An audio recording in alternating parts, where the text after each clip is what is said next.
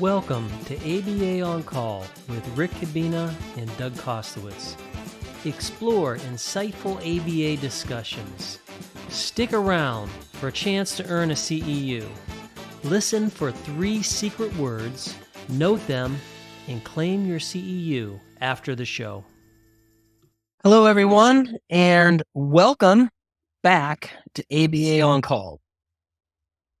Doug, how are you on this fine day? Doing very well. I'm excited for this new thing we got going. Yeah, we've been podcasting for quite some time together. And when we put our shows together, we have different categories for episodes that we do. Sometimes we might review an article. Other times we might review a book. Other times we might have a guest. And then we just have different forms of the show. But this time, what we're going to do, which is the first time we've done it, is we're going to entertain questions that you and I have received. And we receive these questions from different places. We do have a place where you can email us if you're interested and ask us questions directly. We'll put that in the show notes. Right. But we've also received emails. We receive them directly, or at conferences, people ask us questions, and there's just a whole bunch of other places. And we're sharing some notable questions that we've got in the past, and we're going to talk about each one for each segment. So you kick it off, Doug, and you pick the one that you'd like us to start with. Oh, well, you know what? I'll start with this one. I'll read it to you and you get first dibs at it. How's that sound? I like it. Let's go. All right. So this was from a special education teacher. We're not going to use names or anything. But so I know you get a lot of questions about precision teaching, but I was trying some techniques and my student is having lots of difficulties reaching the fluency criteria. Do you have any advice? So they didn't tell us what exactly the behavior was, but they're having difficulties reaching the fluency criteria. So I think first, just remind us about some of those terms in there. Yeah. You said something really good, which is we need to know what the behavior is. But Right. to understand the general terms, the simple version is you practice. In precision teaching, we have a name for that. We call it frequency building, because when people talk about practice, that could mean anything. You could be in the backyard with your kid and just talking to them, and they're doing something one time, and that's practice. And there's all kinds of ways of practicing. So our frequency building means you have a time frame. Let's say it's a minute. Let's say it's 30 seconds, an hour, whatever. And you repeat the behavior in that time frame, and you give feedback when it ends. So that's what frequency building means. When do you stop frequency building? When you reach this level, which is called a fluency aim. It's also called a performance standard. So very simply, think about this as a way of practicing until you hit a goal or an aim. We just happen to have specific jargon in precision teaching, and that jargon is associated with very specific methods. And of course, there's a literature base behind all this. Right. So the question was, what was it again? So they're having difficulty. They're still working with a student on some behavior. They're charting everything. They're doing great. They're just not hitting that performance standard. So they don't feel like they can move on, I guess, or what is some advice they could do at this point? Yeah. So number one, we don't know the behaviors you pointed out. Right. That'd be helpful to learn. But number two, we really don't know what they're doing in terms of practicing. What if at Penn State, for years, I have a class where the undergrads work with students who are at Penn State school. So these would be students who are struggling, learning to read, and they do frequency building with them. And I say this all the time. If you're working with young kids, for Og's sake, just do 10 seconds or 15 seconds. But invariably, students won't listen to me, and they'll work with these little kids who are in kindergarten, and they'll do it for a whole minute. That's way too long. So not only don't we know what skill they're doing, we don't know how they're practicing. We don't know what the timing is and how they're doing it. So those are like 2 things I would jump out. What were you thinking when you thought about? So I defaulted. I figured, okay, so let's say they're working with someone that's a little older, maybe third, fourth grade. They're probably using a minute because that's within the literature base. If they're working Yeah. precision teaching, kind of that minute kind of assessment. So a couple of things I was thinking about was some work that you and I have done is if you're at a minute, reducing it in time, right? So going down to Yeah. 30 seconds. Yep. You can practice at those shorter times and then increase that time over time. Obviously, you can practice more. You might get some more trials in rather than maybe it's 3 or 4 practices a day. We add a few more to kind of boost that. But of course, you can do some sprinting, and that is dropping it really low. Maybe if they're working at a minute, doing 6-10 second sprints across the passage. So I'm using reading as an example, but you can do some sprints across the passage and then assess at the 1 minute. And that can help with kind of pushing you forward instead of getting stuck that they're just not going. Or does the individual have an inability to hit that criterion for some other reason? And maybe just assessing them to make sure that they can do the behavior. So I'll use someone who perhaps has a lot of difficulty with dexterity and writing numbers down. If you jump straight to doing something with writing math facts, I may be able to do math, but I'm hindered on my ability to actually do writing. And so that might be what's stopping. Again, it comes back, like you said, what behavior our target is, but there's different ways to look at this to see, obviously don't give up, right? Don't just go, okay, we're going to throw the baby out with the bathwater here. But the idea that making sure that they could even reach that goal regardless. And so that was some of the things I was thinking about. Well, that's a lot. You just shared the precision teaching book with them. Well, I apologize. I'll try not to do that in the future. Just a few things. Don't give them enough information, Doug. Yeah, don't give. I don't want to overload you. I apologize. I thought that what you said about practice and how much you're doing, that's really important. If I were looking at really basic things, if I'm just starting to practice and it sounds like this person could be new to the whole, like you hear like, hey, we need these aims and we need to practice, but look at what's the counting time? You mentioned that. Is it the right one? Is it 30 seconds, 20 seconds? You can adjust that. Number two, how many trials you're doing. When I first started off, I remember, and when I say started off, I mean working with like teachers at the university. Oftentimes, they would just do 1 trial a day. So that means, the way this has its action, the way frequency building works is you're repeating the behavior in a short period of time, which is great, but you give feedback after. And then the person has another opportunity to engage in the behavior again so that they could do it in an improved fashion. And if you did that 3 or 4 times, then you can see how this works over time. You're really shaping up this behavior along multiple dimensions. But if you only do it once a day, when's the next time that person could get better? They can't get better until the next day. So, if you just start looking at those 2 things, and there's a lot more that goes into it. And you gave some advanced ideas, like looking at the element skills. No, there's no need to apologize. They were good. What are the advanced skills or the advanced elements and breaking that down? You mentioned something else, but there's other simple things you could do too. Like, do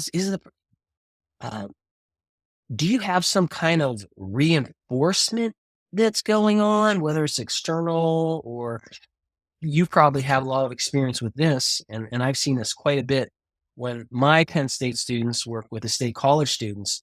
They make a game out of it and they'll say, okay, let's see, can you beat your last score? Or they'll even say, hey, can you beat me? And like, and that funness, or that's not the right word, but whatever, that making it fun. Sounds good. Yeah, thank you. It motivates them and they do better and they work harder. So what's the motivation if I could use that term loosely?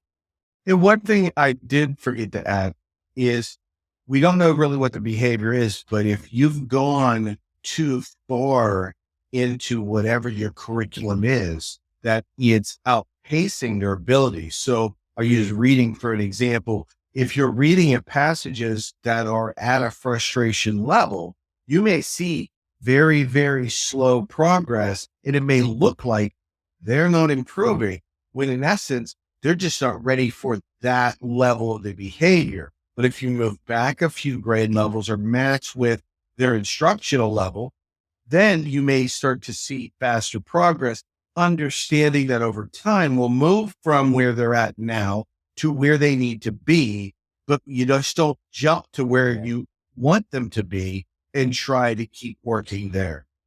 That's another way. Yeah, no, that's good. And what we've just described, if you can think about doing that in a systematic manner, in all of this, if you're doing precision teaching or if you're just doing behavior analysis, is reliant on the data because you're collecting data and letting it speak to you. So as you try these interventions, which one is working? And when you find something that's working, keep doing it until you hit that high standard, that fluency aim. If not, then you can make these changes. So that was a very good question. And that brings us to our first word. Our first word is questions. Okay, questions. Well, since you asked the very first question, I'm going to ask the second question. Fabulous. And I'm going to go with this one, which is from an RBT. And RBT writes, I use reinforcer X and the behavior is not improving. What am I doing wrong? That's a good question. We have reinforcement's a very important part of the world and certainly of behavioral science and anybody working with anything.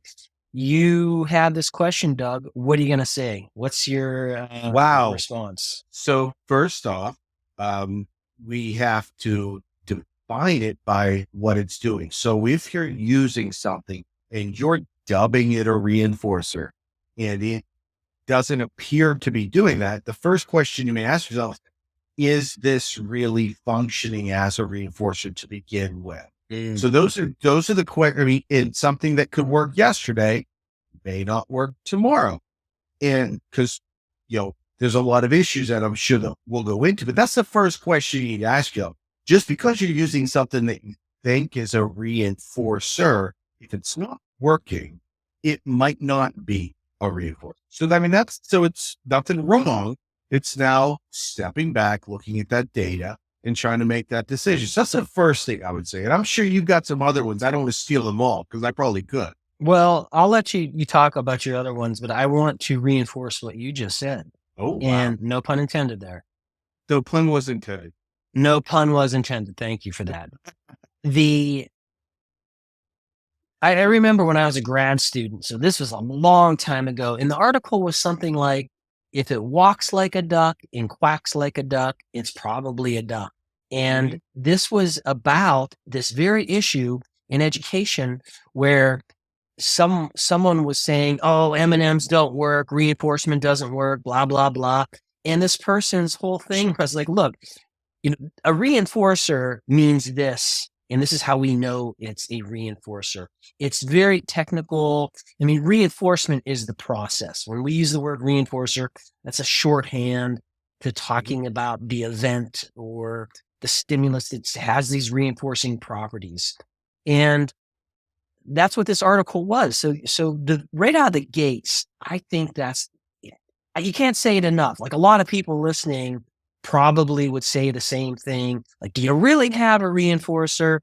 But we have so many people that are new to behavior analysis. And when you're working in a setting, if you're working with new people, then you need to translate behavior analysis. But even amongst ourselves, and this is an RBT, and sometimes you have legitimate questions. People go through these 40-hour courses, and how well do they really understand the fundamental principles? So it's not out of the question to think that someone rushed through these and really doesn't understand reinforcement. So from that standpoint, I would want to suggest that the very first comment that you made, that should be the number one thing that you do is look at, do I actually have a reinforcement? So go on. You're on a roll here. What else? I'm on a roll.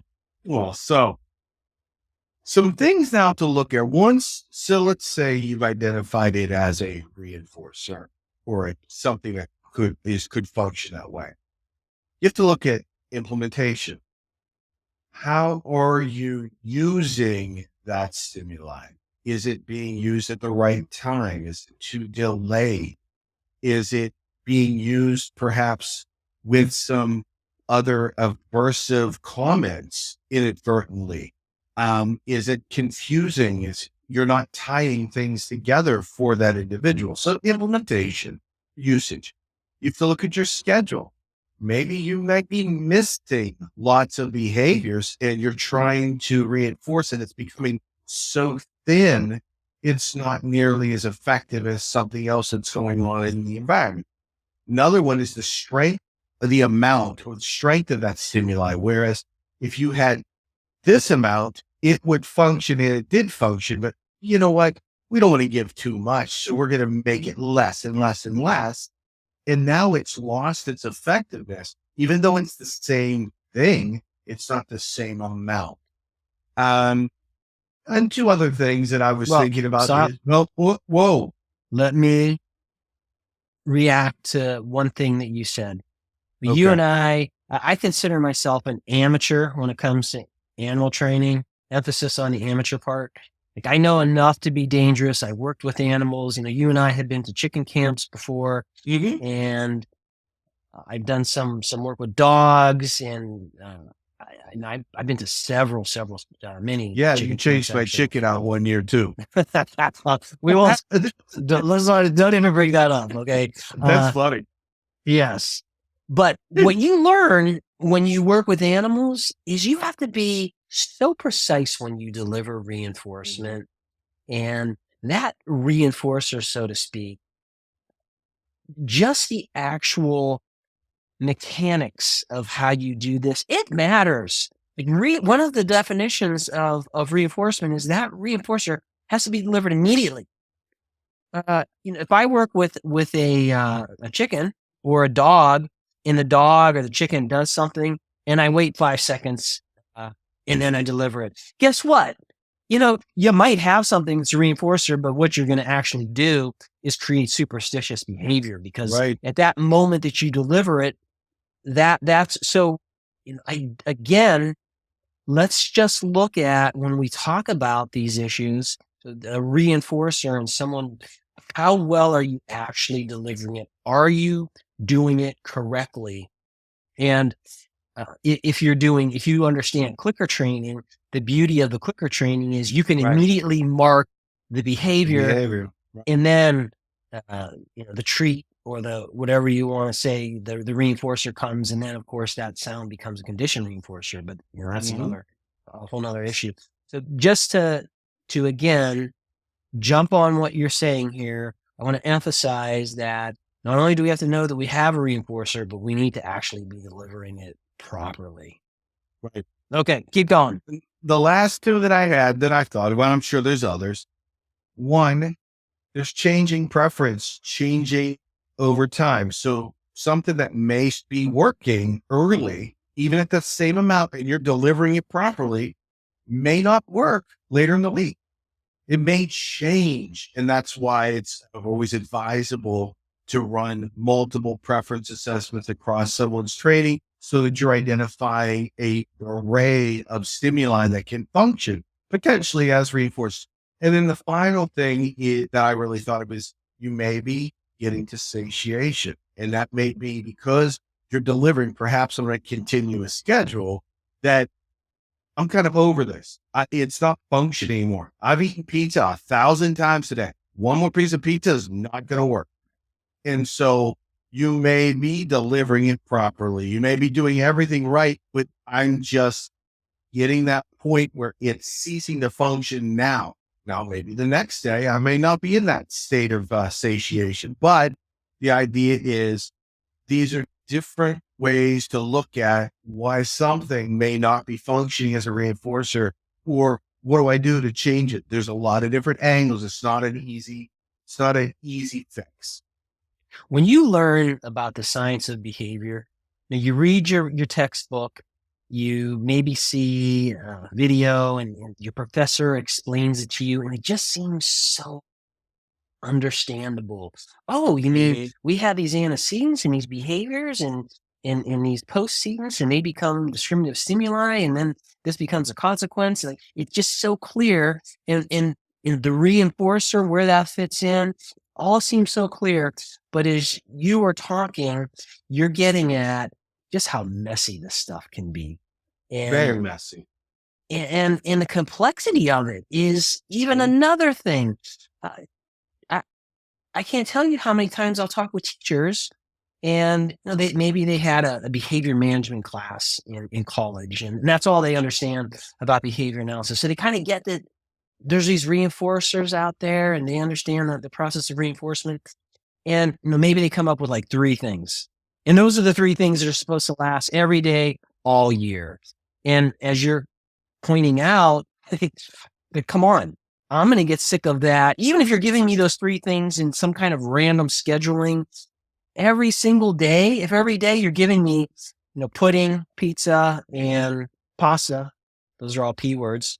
I'm going to get sick of those things, even though I might like them occasionally. They might be some of my favorites. So you need to have an array of reinforcers and a menu of reinforcers, and you have to be constantly thinking about this. And there's no way that, like you and I, and this is true for everyone, we don't have insight into people's level of satiation.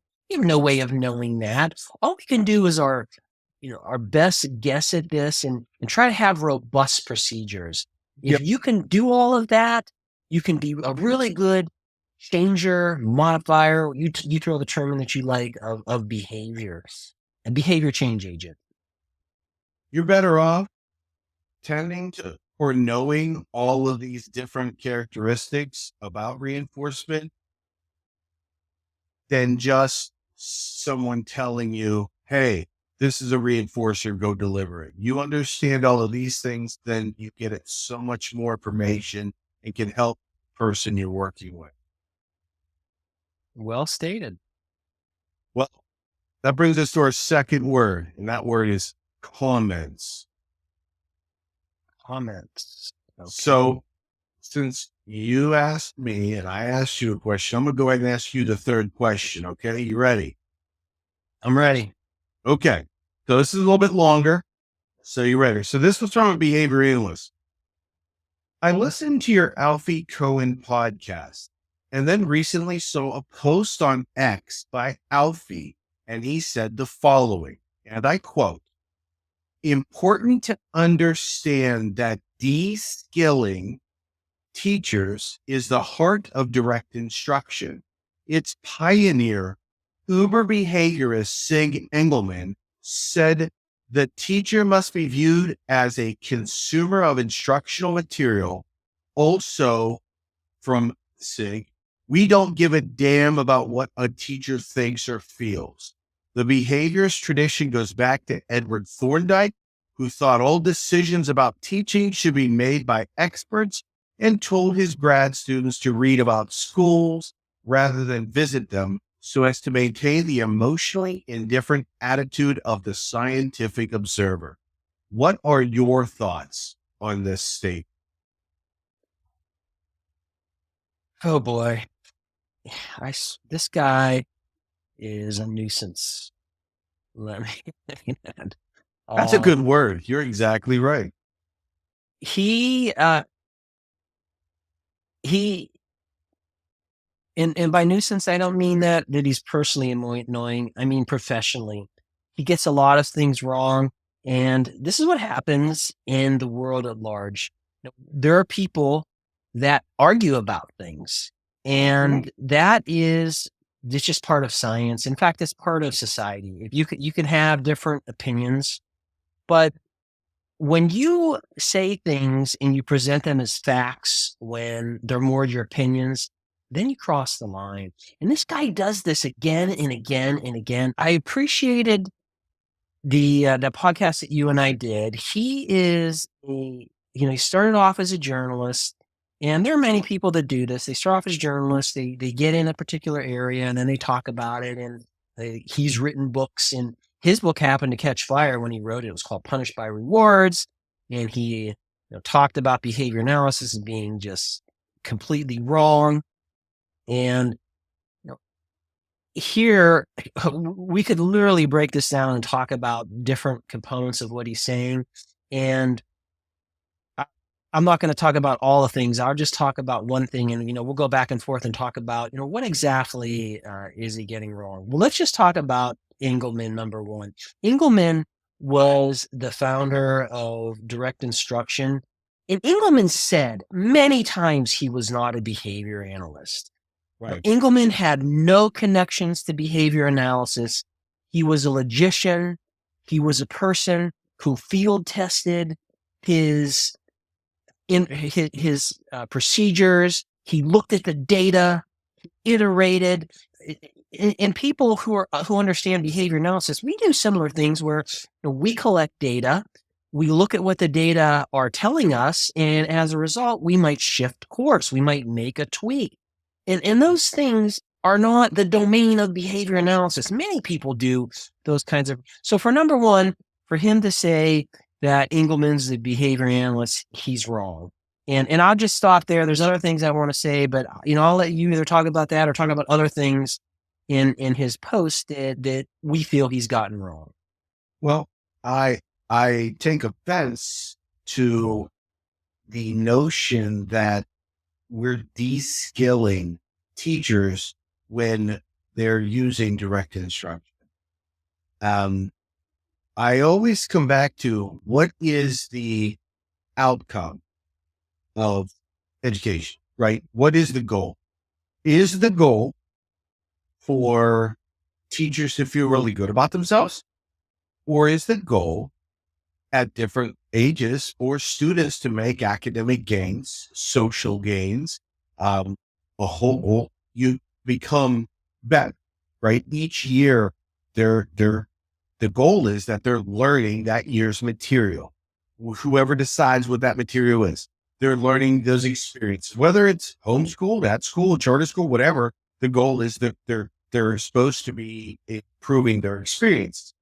And if you have a measurably superior technique that I've delivered, and it takes considerable skill to effectively deliver direct instruction. So the notion that you're de-skilled in using it, the goal is to deliver something measurably superior for the child gains. And if you can do that, I don't know what the problem is.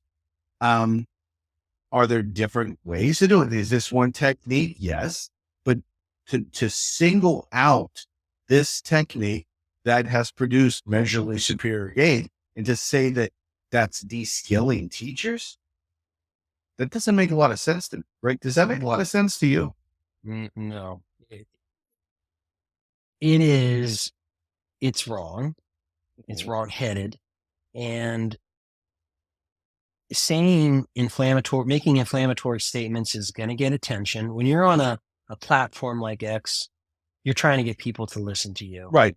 And how do you get people to listen to you? Well, you say either, you make inflammatory comments and people are going to be like, what's going on? Now, there is, what's very common in social media now is you want to, there's this rage, and you want to invoke rage and get people really pissed because then they're going to be talking about the stuff that you're doing. And this is exactly what he's doing.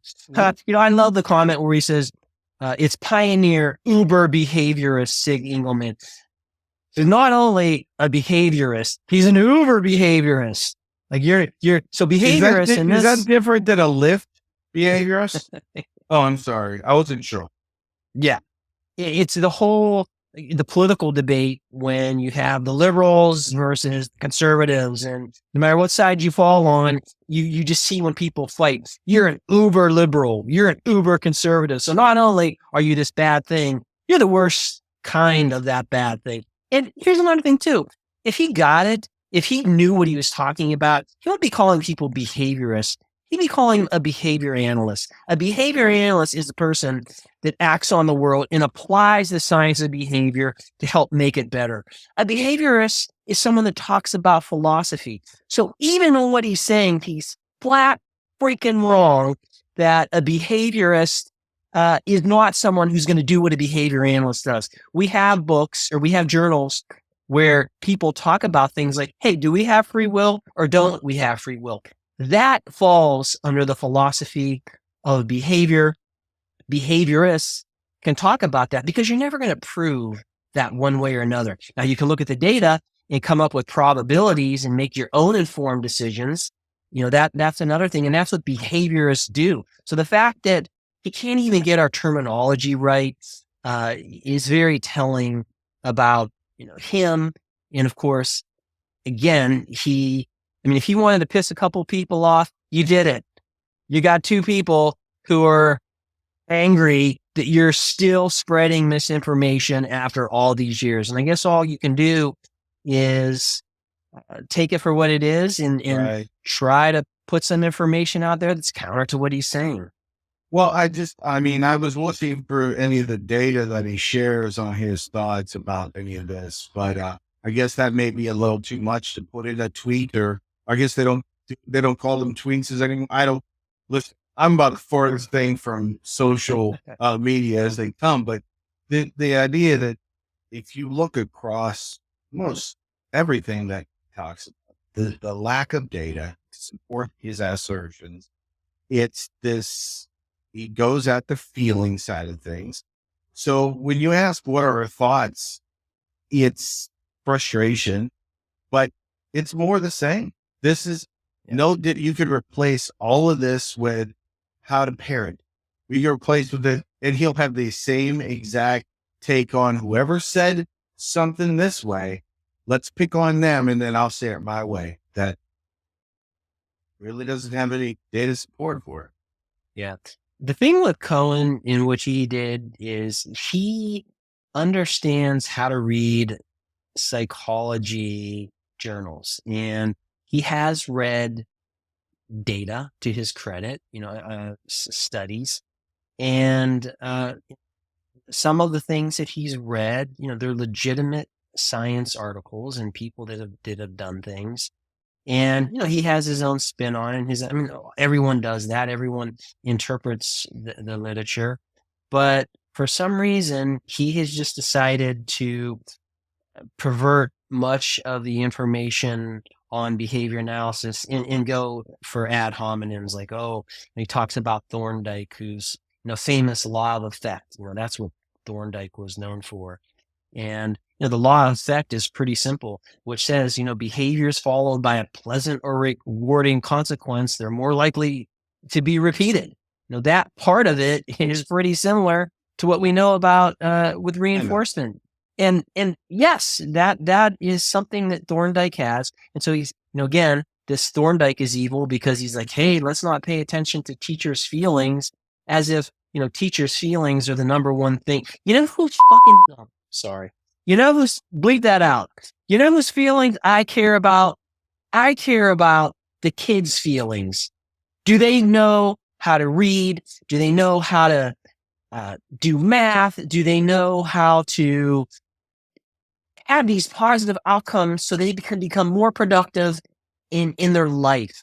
That's whose feelings that I care about. And if we're doing good instruction, what the research shows from DI, from project follow through, is guess what? If you teach kids and they do better, they feel better about themselves.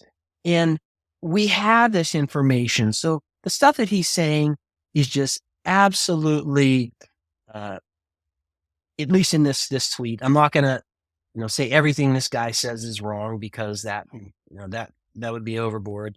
I'm sure he says some things that we would agree with. But this tweet is it's ridiculous. I think that was summarized well. That's a good word for this tweet. So bring us to our third word, and that is feedback.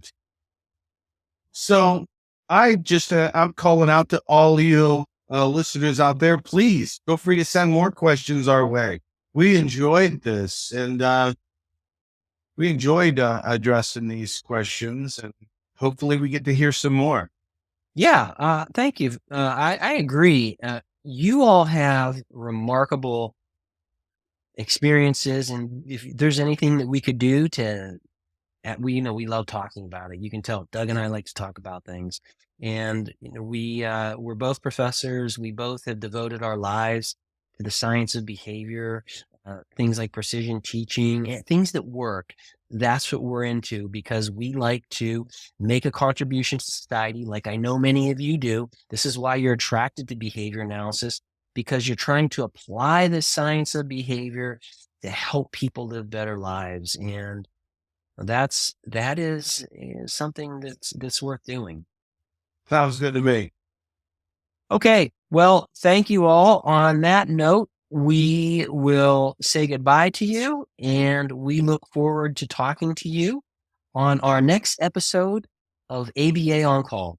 Thanks for watching this episode of ABA On Call. To get your CEU, follow the link and instructions below the video.